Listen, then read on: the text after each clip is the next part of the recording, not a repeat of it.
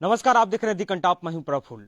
पश्चिमी चंपारण के बलथर पंचायत में हम मौजूद हैं और बलथर पंचायत का ये बलथर गांव है। चौक पे एक हिंसक झड़प होती है। आर्यनगर खरसावां का घटना है। एक युवक को सीओ साहब थाने लाते हैं और थाने लाने के चंद घंटे बाद उसकी मौत हो जाती है। मौत के बाद जनता में आक्रोश होता है, विरोध प्रदर्शन शुरू हो जाते हैं।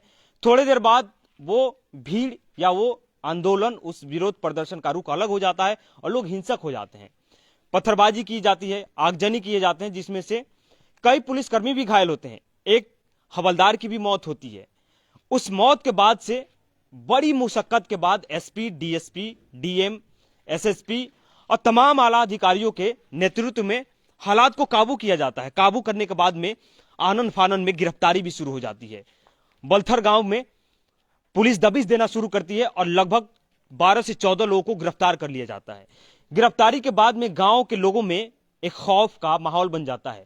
जब हम गांव में घुस रहे थे तो अक्सर घरों में हमने देखा कि ताले पड़े हैं। इस रोड पे इस समय मेला लगा रहता था और लोगों की कलकलाहट से या किलकारियों से ये गांव गूंजा करता था। आज वो सन्नाटे में पसरा है। आप पीछे देख रहे होंगे कि कोई भी शख्स यहाँ पे नजर नहीं आ रहा होगा, क्योंकि ऑलमोस्ट सभी घरों में ताले पड़े हैं। लोग घर छोड़कर, गांव छोड़कर पलायन कर चुके हैं। पलायन क्यों किए हैं? क्योंकि उनको डर है कि कहीं प्रशासन के द्वारा रात में दबिश ना दी जाए और गिरफ्तारी भी ना हो जाए। तो गांव में सन्नाटा पसरा है। हम चलते हैं, आपको घरों में दिखाते हैं और कि ताले जड़े पड़े हैं। हम कई लोगों से, कुछ औरतें थी, कुछ महिलाएं हमारे सामने आई। हमने उनसे बातचीत करने की कोशिश की, क्योंकि एका दुक्का महिलाएं हमें नजर आई। तो वो भी डर रही हैं, डर से कि नहीं, हम बात नहीं करेंगे, बात करेंगे तो प्रशासन हमारे घर पे दबिश दे देगी। ये डर है उनके अंदर। तो कोई बात करने को तैयार नहीं है। हमने पुरुष को ढूंढा कि कोई यहाँ पे पुरुष मिल जाए जो हमें बातचीत करे, बताए कि क्या वाकई में इस गांव के लोगों का हाथ उस घटना में था। क्या वाकई में गांव के लोगों ने जो पत्थरबाजी, आगजनी हुई थाने में, उसको किया है। क्योंकि प्रशासन का कहना है कि गांव के लोगों ने थाने में जो गाड़ियां थी उसमें आग लगाई, लेकिन गांव वालों का कहना है कि थाने में की जो गाड़ी जली है उस गाड़ी को जलाने वाले प्रशासन के लोग हैं और प्रशासन अभी तानाशाही रवैया अपना रही है। खैर, हम आपको बता रहे थे कि घरों को दिखाते हैं कि कैसे ताले पड़े हैं और गांव पूरा सुनसान है। बच्चा भी नहीं दिख रहा है हमें कि हम बच्चे से बात करें। ये ताला लगा हुआ है, देखिए घरों में, जो कभी रोशनी से जगमगाता होगा, लोग इसमें रहते होंगे, लेकिन आज ताला जड़ा हुआ है। और भी घर हम आपको दिखाते हैं जो लगभग सभी घरों में ताले जड़े हैं। लोग घरों को छोड़कर भाग गए हैं, अपने माल मवेशी को कुछ लोग साथ ले गए हैं। कुछ लोग के माल मवेशी यहीं पे वैसे ही बेसहारा पड़े हुए हैं। लोगों में खौफ है, डर है कि कहीं हमारी गिरफ्तारी ना हो जाए और प्रशासन भी मुस्तैद है गिरफ्तारी कराने के लिए और दबिश देने के लिए। एक का दुका महिलाओं से जो हमारी बातचीत हो रही थी तो उनको कहीं से कोई सूचना मिली थी। खैर, एक और ताला दिखा दे, फिर आगे बढ़ते हैं। ये देखिए, ये ताले जड़े पड़े हैं, ताले लटक रहे हैं इंसानों के बदले और लोगों में डर है। तो खैर, वो महिलाएं बता रही थी कि पुलिस शायद हो सकता है कि रात में हमें, हमारे घरों पे दबिश दे और गिरफ्तार करे हमारे बच्चों को और या उनके परिवार के किसी सदस्य को, इसलिए वो लोग गांव छोड़ के भाग गए हैं। ये भी घर बंद पड़ा है और ये सब वो लोग हैं जो कमाते और खाते हैं। खैर, विरोध प्रदर्शन हुआ था। विरोध प्रदर्शन का रुख अलग हो जाता है, हिंसक झड़प होती है, लोग हिंसा पे उतारू हो जाते हैं। पुलिस भी उस पर एक्शन लेती है, कई राउंड की फायरिंग होती है। उस फायरिंग में के दौरान भी ग्रामीण लोग भी कई घायल होते हैं। फिर जब रात में, जब एसडीएम, डीएम, एसएसपी, तमाम आला अधिकारी जब आते हैं तो उस समय किसी तरीके से उस पूरे भीड़ को तितर बितर किया जाता है, काबू किया जाता है उस भीड़ पे और उसी वक्त से पुलिस दबिश देना शुरू कर देती है। ये घर है जहां पे लाइट भी नहीं जल रहे हैं, इसका मतलब ये साफ है कि कोई यहाँ पे नहीं है। हम जब आ रहे थे तो इक्का दुक्का लोग अपने सामानों के साथ वो भी भाग रहे थे। उनको भी डर था कि हमारी गिरफ्तारी ना हो जाए रातों में। और पुलिस भी लगातार यही कह रही है कि हम अभी इस पे छानबीन कर रहे हैं, जांच पड़ताल कर रहे हैं, कौन दोषी है, किसका हाथ है इस सब घटना के पीछे, उसकी गिरफ्तारी होगी, जांच होगी। खैर, अनिरुद्ध यादव की मौत होती है। अनिरुद्ध यादव आर्यनगर गांव के हैं और होली के दिन वो डीजे बजा रहे थे लोग। तो सीओ साहब जो सिकटा प्रखंड के हैं, वो जाते हैं और उनको लाया जाता है थाने में और कुछ देर बाद उसकी मौत हो जाती है। मौत के बाद से ये कहानी शुरू होती है और उसमें प्रशासन का कहना है कि उसकी मौत जो हुई वो मधुमक्खी के काटने से हुई है, जबकि पोस्टमार्टम रिपोर्ट अभी आना बाकी है कि पोस्टमार्टम रिपोर्ट में क्या होता है। ये देखिए, ये भी घर ताले लगा हुआ है, मतलब इसमें भी बंद पड़ा हुआ है, इसमें भी कोई नहीं है, बाहर से लॉक है और पूरा सन्नाटा है, कहीं भी कोई दिख नहीं रहा है गांव में। तो गांव के लोगों में इस कदर दहशत है, जबकि प्रशासन का काम है कि इस पूरी घटना पे एक जांच कमेटी बनाए, जांच की जाए कि उचित और उस पे उचित जांच हो और कौन लोग दोषी हैं और कौन लोग इस हिंसा के पीछे किसका हाथ है, और आखिर जो जिसकी मौत होती है उसके परिवार वालों के साथ जो लोग वहां पे प्रदर्शन कर रहे थे उनका मकसद क्या था। लेकिन उसके बाद ये कहानी शुरू हो जाती है गांव में दबिश देने की। तो पूरा गांव का गांव खाली पड़ा है। जिस गांव की घटना है, जिस गांव की व्यक्ति की मौत हुई है, उस गांव में भी हम आपको ले चलेंगे, उस गांव के भी बारे में दिखाएंगे कि आखिर वहां क्या हुआ है। ये देखिए, यहाँ पे भी ताले पड़े हैं, इधर भी आप देखेंगे ऊपर की तरफ ताले पड़े हैं गांव में, यानी गांव पूरा खाली है। गांव में लगभग 2000 के करीब आबादी है इस गांव की, लेकिन 2000 की आबादी में आपको 2 लोग भी नहीं दिख रहे होंगे। इक्का दुक्का कहीं कहीं हमें महिलाएं दिख रही थी, जो आसपास की हैं, बुजुर्ग महिलाएं हैं, वो दिख रही थी, लेकिन लगभग सभी घरों में ताले पड़े हैं। तो ये डर है। और उन महिलाओं से जब मैं बातचीत कर रहा था तो वो ये भी कह रही थी कि हमारे बच्चे उसमें शामिल नहीं थे, हिंसा करने वाले, आग लगाने वाले लोग कोई और हैं, लेकिन परेशान हमें किया जा रहा है। अब परेशान पुलिस कर रही है, तो क्यों कर रही है, ये तो खैर बाद की बात है कि प्रशासन इस पे कहां तक जांच करती है, क्या करती है। ये भी घर है, देखिए इसमें भी ताले लगे हैं, बस लाइट जल रहा है वो अलग चीज है, लेकिन इस घर पे भी ताले जड़ दिए गए हैं। ये भी खौफ है, गांव के लोगों में खौफ है कि कहीं हमारी गिरफ्तारी ना हो जाए और गिरफ्तार ना कर ले पुलिस।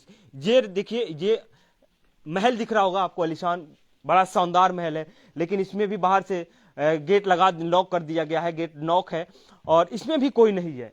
तो ये गांव की तस्वीरें, बलथर गांव है, बलथर पंचायत है और बलथर पंचायत का ये बलथर गांव ही है, जहां पे चौक पे यहाँ से कुछ 1 किलोमीटर के डिस्टेंस पे कल विरोध प्रदर्शन शुरू होता है और विरोध प्रदर्शन एक अलग रुख लेता है। उसमें कुछ हिंसक घटनाएं घटित होती है। उसमें 3 सिपाही बताया जा रहा है कि 3 सिपाही बुरी तरह से जख्मी हैं और एक हवलदार रतन प्रसाद नाम है, उसकी मौत हो जाती है। और उसके बाद में जब पुलिस गिरफ्तार करती है, रात में जब पुलिस एक्शन कर लेती है, कार्रवाई करती है, तो उस समय भी 12 से 14 लोग को गिरफ्तार किया जाता है, जिसमें से ऑलमोस्ट कई लोगों के बारे में ये कहा जा रहा है कि वो लोग भी घायल हैं, किसी का हाथ टूटा है, किसी का सर फूटा है। तो ये उनका ट्रीटमेंट चल रहा है, उनका इलाज हो रहा है हॉस्पिटल में बेतिया। लेकिन एफआईआर की प्रक्रिया पूरी हो रही है।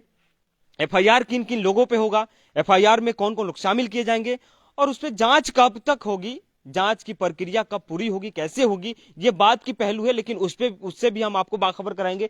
लेकिन हम गांव का तस्वीर दिखा रहे हैं, शाम का समय है और शाम के समय में गांव में लोग रहते हैं और एक दूसरे से हंसी ठिठोली करते होंगे, बैठ के बातें करते होंगे। लेकिन आज ये पूरा का पूरा गांव सन्नाटा में पसरा हुआ है, लग रहा है ऐसा कि मातम फैला हो और पूरा का गांव खाली है।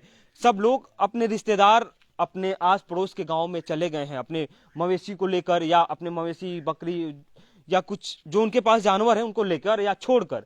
तो ये गांव की तस्वीरें हैं जो हम आपको दिखा रहे हैं कि तमाम अलग अलग दिख रहे होंगे कि आप पूरा का पूरा गांव खाली है। जब हम गांव में घुस रहे थे उस समय भी ये हालात थे। पीछे की तरफ भी बहुत लंबी बस्ती है, क्योंकि 2000 की आबादी वाली गांव है और 2000 लोग यहाँ पे रहते हैं, तो बस्ती लंबी है। लेकिन हम अभी सिर्फ एक आपको एक छोर दिखा रहे हैं, दूसरा छोर उधर की तरफ है, पीछे की तरफ हम कोशिश करेंगे उधर जाने का। लेकिन हम तलाश रहे हैं, ये भी तलाश रहे हैं कि कोई महिला मिल जाए, कोई पुरुष मिल जाए कि जिससे बात करें कि आखिर मसला क्या है, क्यों गांव के लोग खौफ में है, क्यों गांव के लोग छोड़ दिए हैं गांव। लेकिन कोई हमें दिख नहीं रहा है कि जिससे हम बात कर लें, क्योंकि गांव के लोगों में खौफ है। बस इक्का दुक्का जो महिलाएं मिली वो भी बोलने से मना कर दी कि हम नहीं बोलेंगे, कि अगर क्योंकि हम बोलेंगे तो हमारे बच्चों के ऊपर कोई ना कोई आंच आ जाएगा और उनको गिरफ्तार कर लिया जाएगा, आइडेंटिफाई किया जाएगा कि कौन लोग बोल रहे हैं और क्या बोल रहे हैं। तो ये बलथर गांव है, बलथर गांव के लोग हैं। और उस हिंसक झड़प में एक आर्यानगर खरसावां की घटना है, जो अनिरुद्ध यादव की मौत होती है, उसके बाद ये सब मामला बढ़ता है और धीरे धीरे वो जनता आक्रोशित होती है और हिंसक रूप ले लेता है। खैर इस गली में हम चलने की कोशिश करते हैं थोड़ा सा, क्योंकि गली है तो हो सकता है कि कोई मिल जाए हमें। लेकिन इस गली में भी हमें दूर दूर तक कोई नजर नहीं आ रहा है, क्योंकि पूरी की पूरी गांव खाली है, यहाँ कोई नहीं है और सब लोग यहाँ से अलग अलग गांव में चले गए हैं। तो एक तरह से देखा जाए तो पूरी गांव को खाली करा देना एक घटना को लेकर, ये भी एक सोचने वाली बात है कि प्रशासन अपना काम करे, बढ़िया काम कर रही है और जांच की जहां तक बात है, जांच हो, जांच के इसके पीछे जो हिंसा करने वाले लोग थे उनका मकसद क्या था, आखिर क्यों लोग हिंसा पे उतारू हो गए, ये सब एक जांच की पहलू है।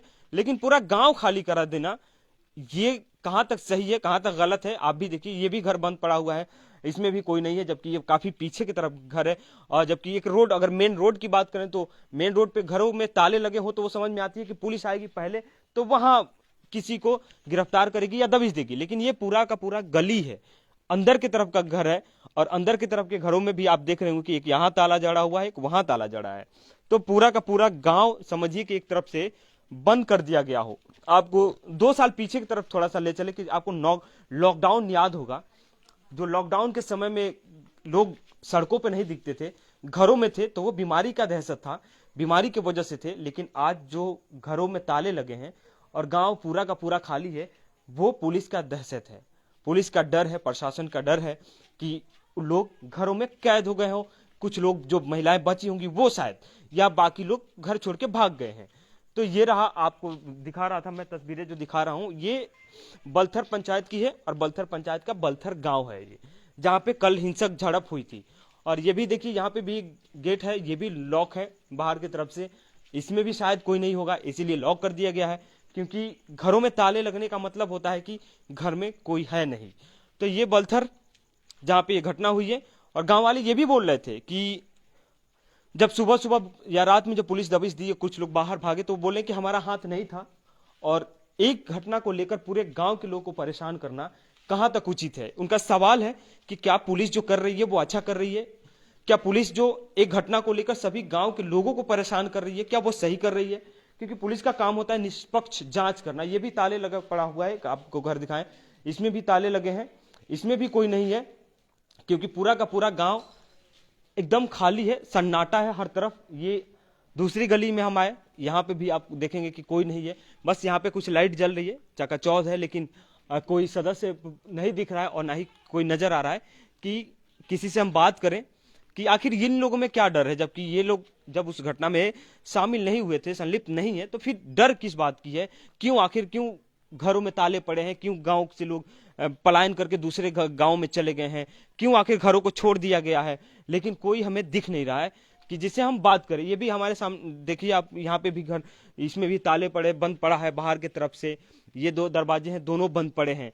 तो ये बलथर पंचायत का बलथर गांव है, और जिस गांव का युवक मरा है अनिरुद्ध यादव, वो आर्या नगर का है। और उस गांव में भी हम चलेंगे कि उस गांव का माहौल क्या है, उस गांव में क्या लोग उस गांव में हैं, या उस गांव के भी लोग पूरी बस्ती को छोड़कर भाग गए हैं, कहीं अलग चले गए हैं। क्योंकि अभी भी बलथर चौक पे पुलिस दब वहां पे मौजूद है, और काफी भारी संख्या में वहां पे पुलिस बल को तैनात किया गया है, और लगातार एफआईआर की प्रक्रिया पूरी हो रही है। 100 का अंतिम संस्कार कर दिया गया है। अंतिम संस्कार करने के बाद में जो एक प्रोसेस होता है एफआईआर का, वो डीएसपी और एसडीपीओ और सीओ बीडीओ तमाम लोग मौजूद थे। और ये एक यहाँ पे भी आप नजर डालिए कि ताले पड़े हैं इस पे भी, और यहाँ पे भी कोई नहीं है। तो ये तस्वीरें हम आपको बलथर गांव के दिखा रहे हैं, जहाँ पे कल हिंसा जो हुई थी, कल घटना जो घटित हुई थी, उसके बाद से क्या माहौल रहा। रात में भी लोग यहाँ पे मौजूद, जो कुछ लोग थे उनको गिरफ्तारी हुई, इसके बाद से दहशत का माहौल बनता है, लोग भागना शुरू कर देते हैं, गांव छोड़ना शुरू कर देते हैं। काफी लंबा गांव है, क्योंकि 2000 की आबादी है, तो पूरे गांव को दिखाना संभव नहीं है। लेकिन इससे आपको अंदाजा लग जाएगा, इन तस्वीरों से, इतना ही से, कि गांव में कोई है नहीं, सभी लोग गांव छोड़ के भाग चुके हैं। और गांव की तस्वीरें हैं, और सभी घरों में ताले लगे हैं। इधर भी हमारे देखिए एक ताला जड़ा हुआ घर दिख रहा है, इसमें भी ताले पड़े हैं, कोई नहीं है। और इसके बगल वाले घर में भी ताला जड़ा हुआ है, उसमें भी कोई नहीं है। तो ये सब घर खाली है एकदम बिल्कुल।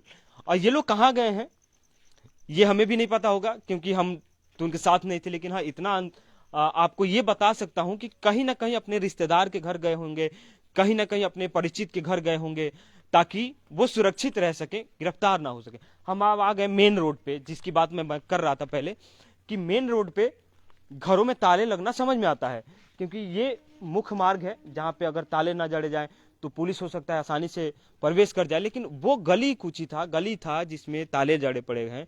और ये देखिए, यहाँ पे भी, इस घर में भी कोई नहीं है, इसमें भी बाहर से ताला लगा दिया गया है, ताला लग है।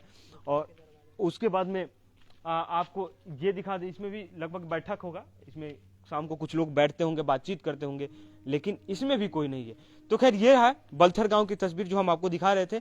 और इसके बाद हम चलते हैं आपको आर्यानगर खरसावां आर्यानगर में कि आखिर उस गांव की तस्वीरें क्या है, उस गांव में लोग मौजूद हैं या फिर उस गांव को भी लोग खाली कर चुके हैं, क्योंकि बलथर चौक पे अभी भी पुलिस मौजूद है और भारी संख्या में पुलिस बल को, लेडीज और जेंट्स दोनों पुलिस बल को तैनात किया गया है और वहां पे वो लोग अपनी पहरेदारी दे रहे हैं। और ये भी कहा जा रहा था कि शायद हो सकता है कि पुलिस रात को दबिश दे, कुछ लोग की गिरफ्तारी हो इस घटना में। और एफआईआर की पूरी प्रक्रिया हो रही है। अब कल खुलासा होगा कि एफआईआर में किन किन लोगों का नाम शामिल किया गया है, एफआईआर में कौन कौन सी धाराएं लगाई गई है और वो जो पीड़ित परिवार है उसके साथ क्या किया जाएगा। तो खैर बने रहिए आप हमारे साथ, जो भी तस्वीरें हैं हम आपके साथ शेयर करते रहेंगे।